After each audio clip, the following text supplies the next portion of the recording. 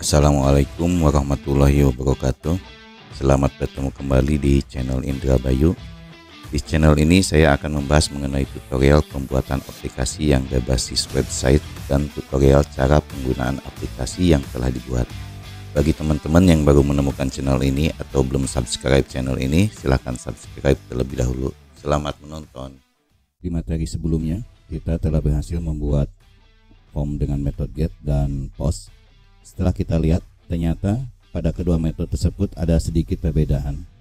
Perbedaan itu antara lain metode post tidak memiliki nilai URL ya. Kalau kita lihat di metode post ini tidak memiliki URL, dan metode get menampilkan nilai variabel yang dikirimkan pada URL-nya.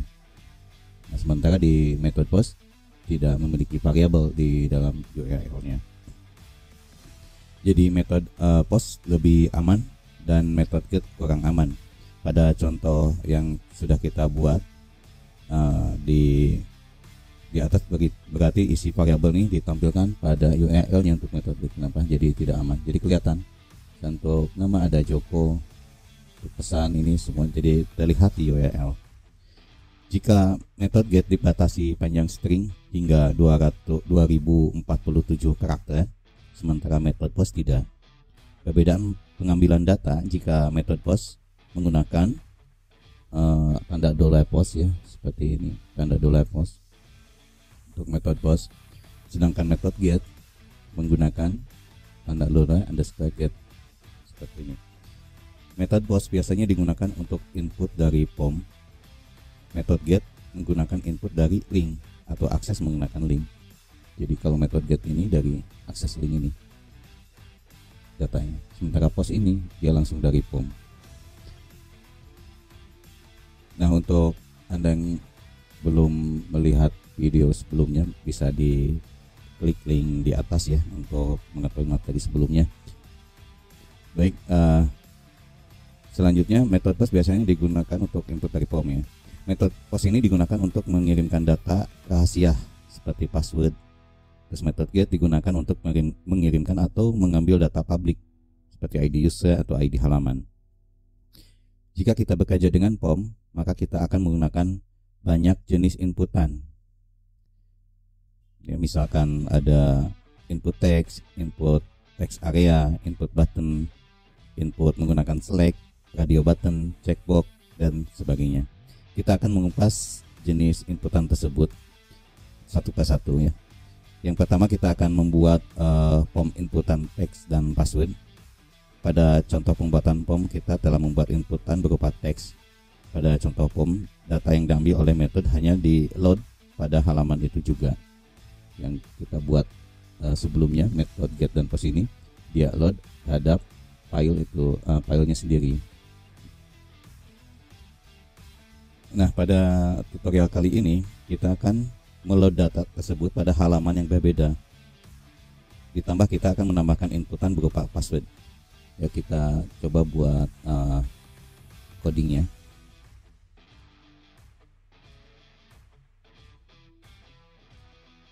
Kita buat file baru ya.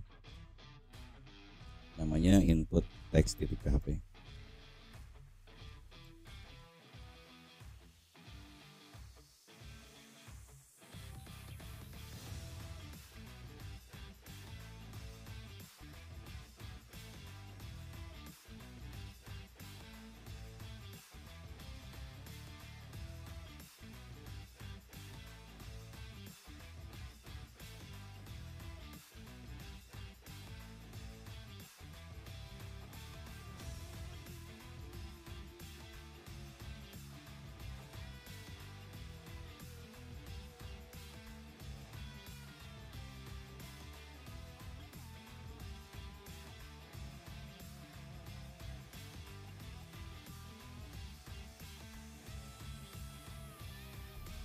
Baik, kita sudah membuat untuk codingnya. Pada penjelasan coding ini di baris ke 9 ini membuat form dengan metode post, kemudian data akan load ke proses text.php. Di baris ke-5 membuat input text ya, baris ke-11, di baris ke-11 membuat input text dengan label username. Di baris ke-14 membuat input tipe password. Di baris 11 tipe text, baris ke-14 tipe password dengan caption password, nama variabelnya pass. Lalu kita akan buat untuk file proses tag-nya. Baik, kita akan buat file proses tag-nya, buat file baru dengan nama proses tag.php.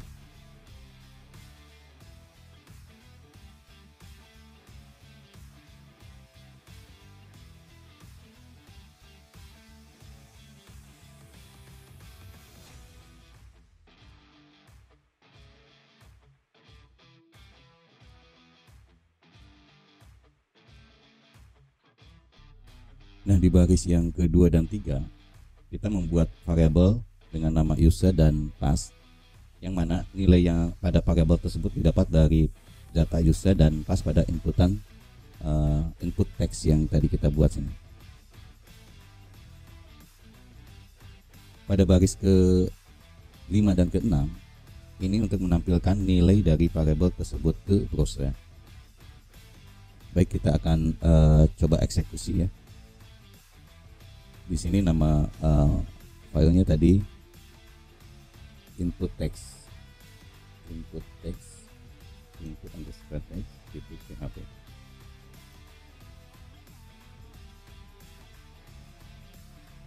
Kita masukkan username-nya misalkan Joko, passwordnya Joko 1234. Kita proses. Nah, ketika diproses dia akan mendirect ke proses text.php dan username yang tadi kita inputkan ditampilkan di sini ya. Joko, passwordnya ditampilkan juga ke Joko 123. Baik, selanjutnya kita akan coba membuat form inputan dengan menggunakan combo box. Jadi kita akan memadukan form input combo box, text serta operator matematika dengan membuat aplikasi perhitungan kalkulator sederhana. Baik, kita lanjutkan. Kita buat file baru. Nama filenya combo box .php.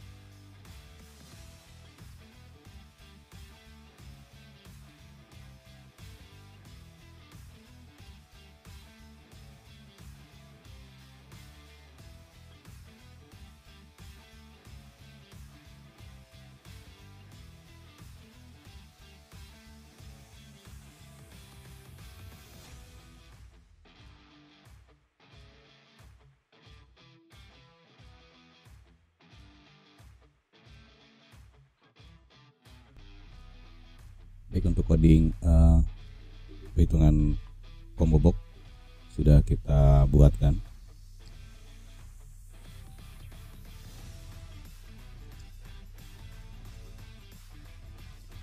Di sini ada, pertama kita membuat POM dengan action combo box, berarti ini ketika dieksekusi akan kembali mereload file combo box .php dengan metode post.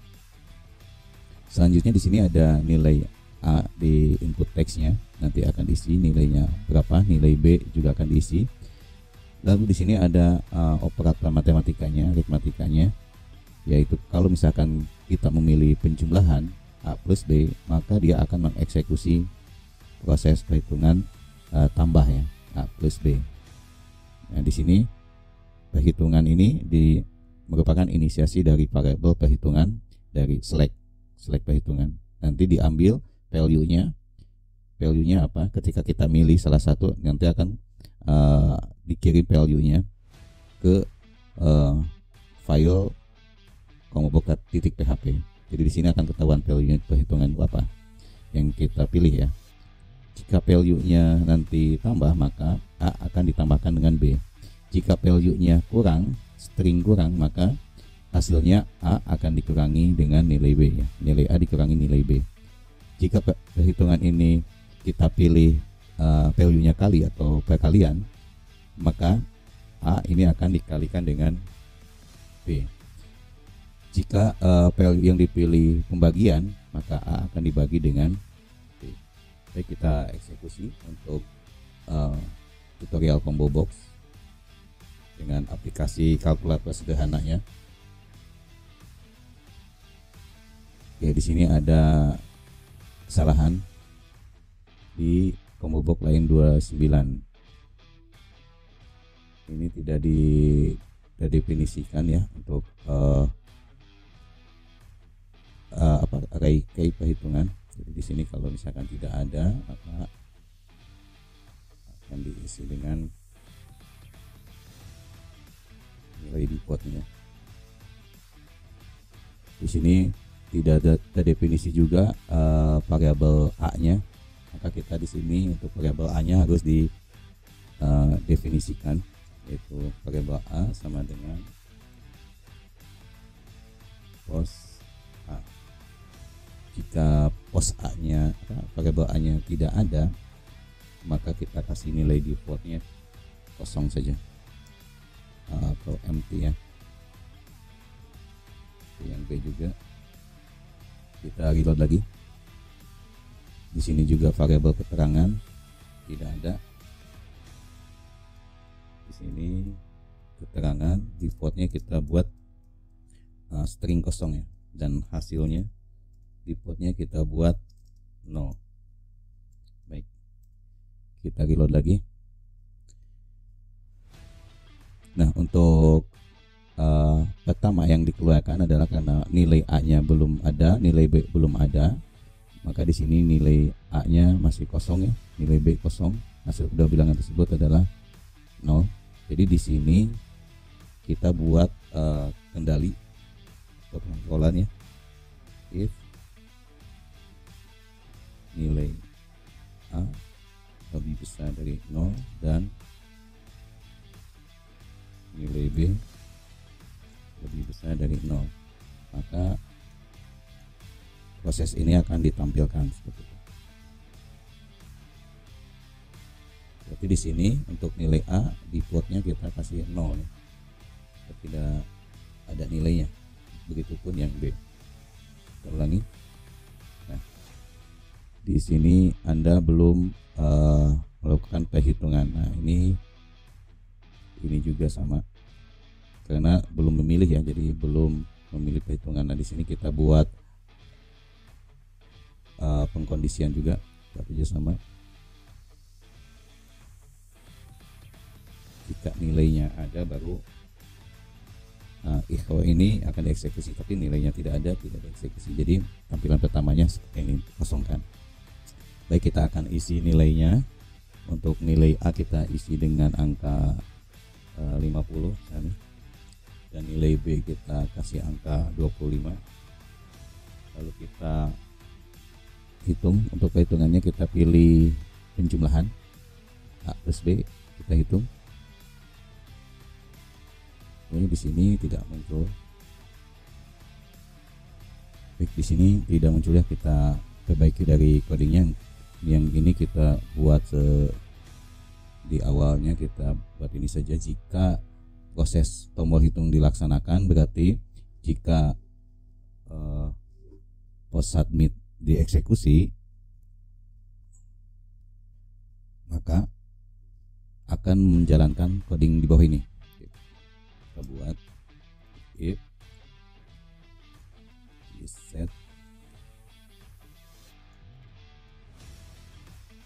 post dengan nama variabelnya itu jadi eksekusi, maka semua proses ini akan dijalankan. Jadi kita tidak perlu lagi membuat pengkondisian yang tadi ya, hapus saja. Hapus yang satu ini juga, hapus.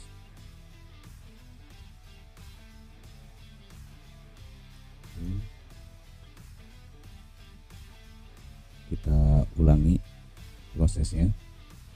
Kita cek dulu apa ada yang salah. Kita ulangi ya. Kita reload browsernya.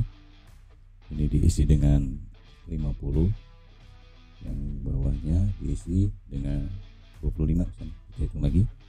Oh, ini masih belum muncul. Kenapa? Nah, di sini POM-nya. Nah, harusnya inputannya ada di dalam POM. Kita masukkan ke dalam POM. Nih, kita ulangi lagi. Reload lagi.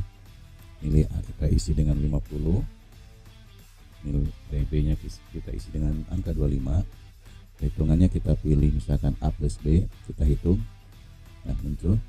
Nilai A 50, nilai B 25. Hasil penjumlahan kedua bilangan tersebut adalah 75. Nah, kalau misalkan ini nilai A yang di atas ini berubah jadi empty lagi, kosong lagi. Kalau ingin dimasukkan ke input box yang A ini, kita bisa juga dibuat di sini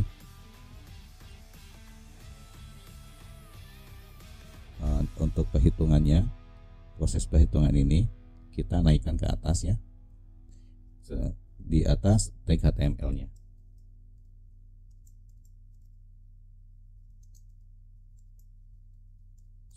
Supaya nilai dari nilai A itu akan bisa masuk ke inputannya. Baik, kita copy yang ini.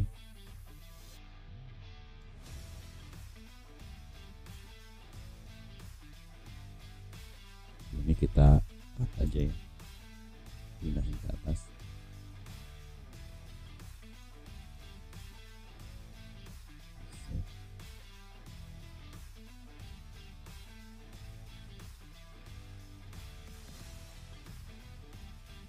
Nah, seperti ini kita modifikasi untuk POM-nya. Di sini kita buat value-nya.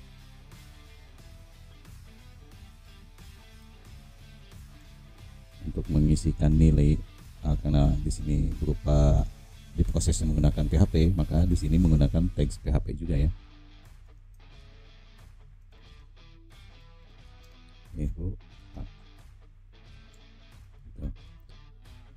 Begitupun juga yang B-nya, nilai B-nya ya.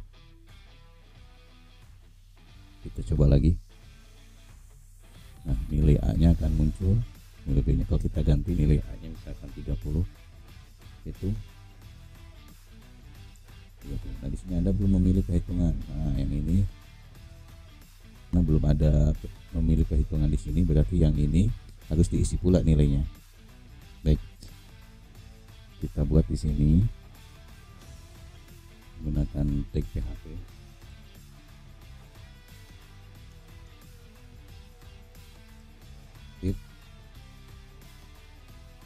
Kita copy aja ini.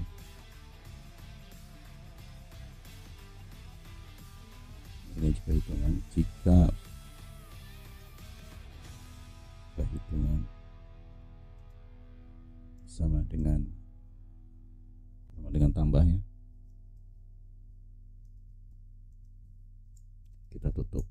PHP-nya, teks PHP-nya, maka untuk value tambah ini aktif. Ini disimpan di atas, kita simpan di atas posisinya.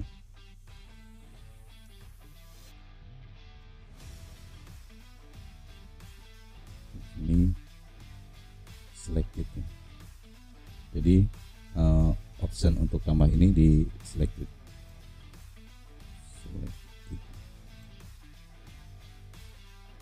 Kita tidak.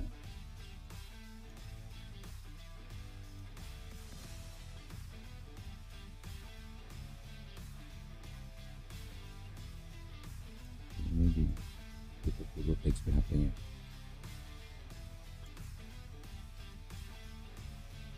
Berikutnya kita hilangkan. Kita ulangi. Kalau kita pilih penjumlahan, ini tetap penjumlahan. Tapi kalau kita pilih yang lain, misalnya pengurangan, silahkan pilih. Karena kita belum mengkondisikan untuk option kurang, kali, dan bagi. Kita buat untuk yang lainnya.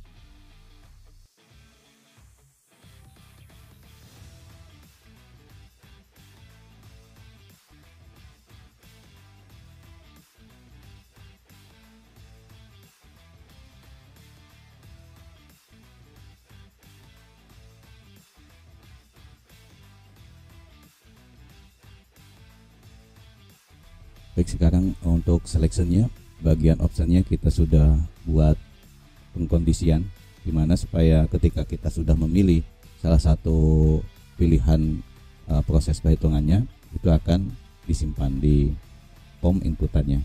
Kita reload. Kalau misalkan 5, kita isi nilai A5, nilai B5, lalu perhitungannya kita pilih operasi perkalian, hitung ini 25 dan di sini perkalian. Dan selanjutnya kita akan membuat proses of input checkbox ya. Ini untuk combo box, dan kita akan buat tipe input checkbox. Kita buat file baru. Ini di sini file baru.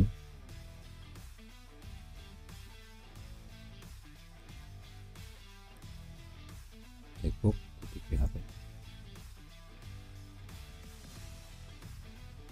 Jadi POM input checkbox ini adalah suatu inputan yang memperbolehkan user untuk memilih lebih dari satu pilihan ya. Kalau tadi select ini salah satu yang dipilih. Kalau checkbox ini bisa memilih lebih dari satu pilihan. Kita mulai untuk penulisan codingnya.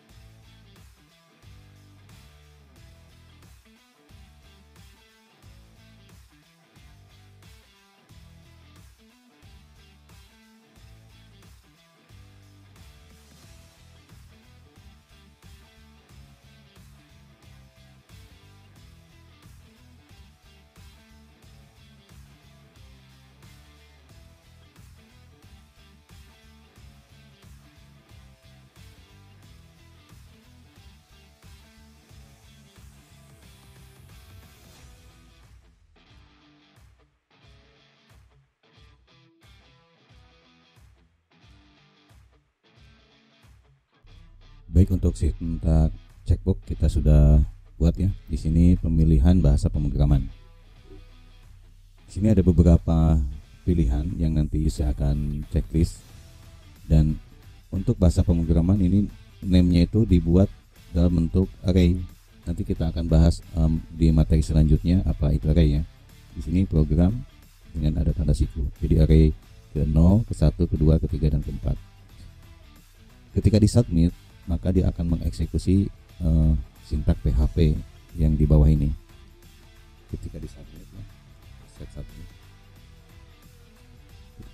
Postnya dikirim, maka nilai nama akan diisi dengan variabel nama dari POM inputan tadi, dan prog akan diisi dengan variabel dengan nama program bentuk array yang pada inputan itu. Oke, kita uji coba. Namanya di sini reload ke ini kita reloadnya ke hasil checkbook. Jadi yang ini kita buat di file hasil checkbook ya, bukan di sini ya.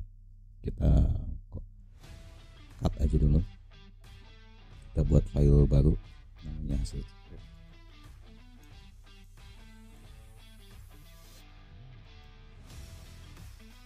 Titik PHP pasti di sini. Jadi kita akan uji coba nama filenya checkbook.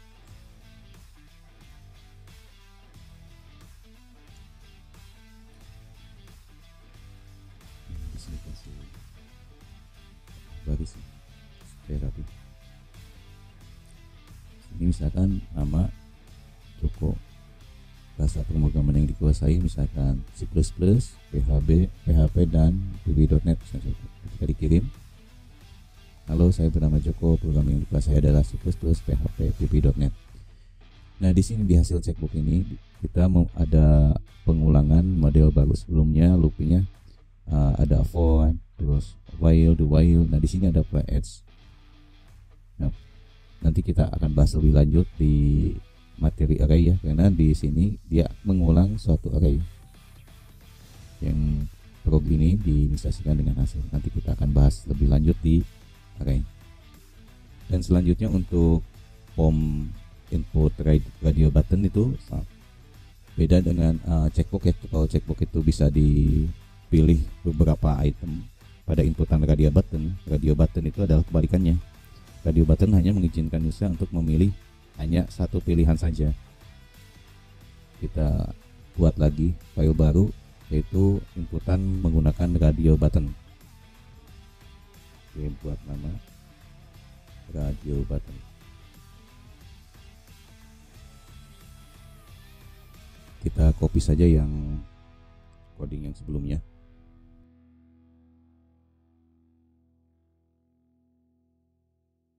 Di sini pemilihan untuk titelnya kita pilih pendidikan ya.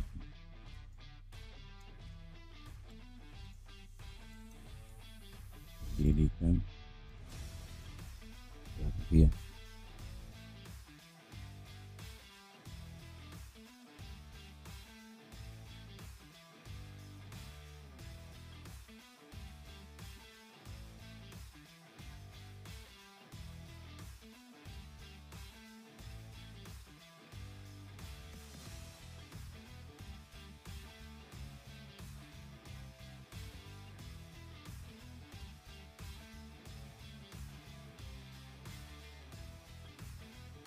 Baik, kita ubah dimodifikasi yang tadi. Di sini nanti akan hasilnya akan didirect ke file hasil radio button.php.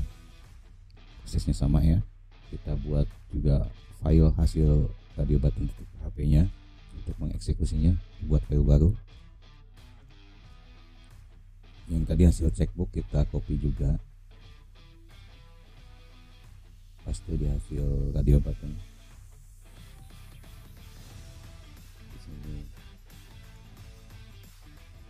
Pendidikan tadi, nama label pendidikannya apa? Pendidikan. Mungkin perlu ditambahkan satu lagi ya, selain pendidikan adalah lokasi pendidikannya.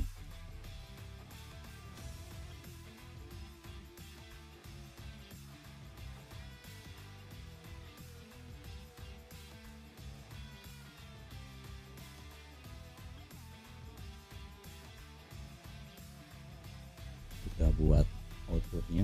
Selamat datang, namanya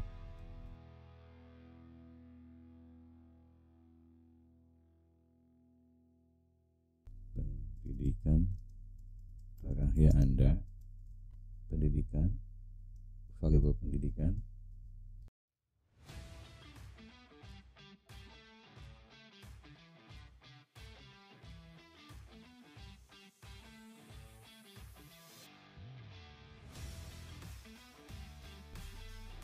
Radio button kita uji coba ya. Radio button.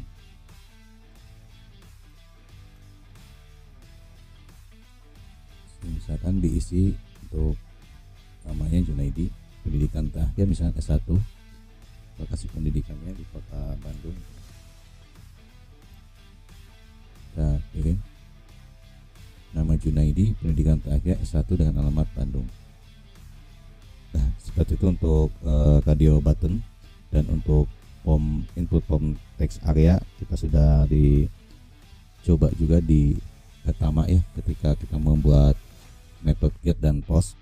Dan selanjutnya mungkin kita akan membahas mengenai array, mulai dari pengenalan array itu apa, terus tipe array seperti apa, cara penggunaan array seperti apa.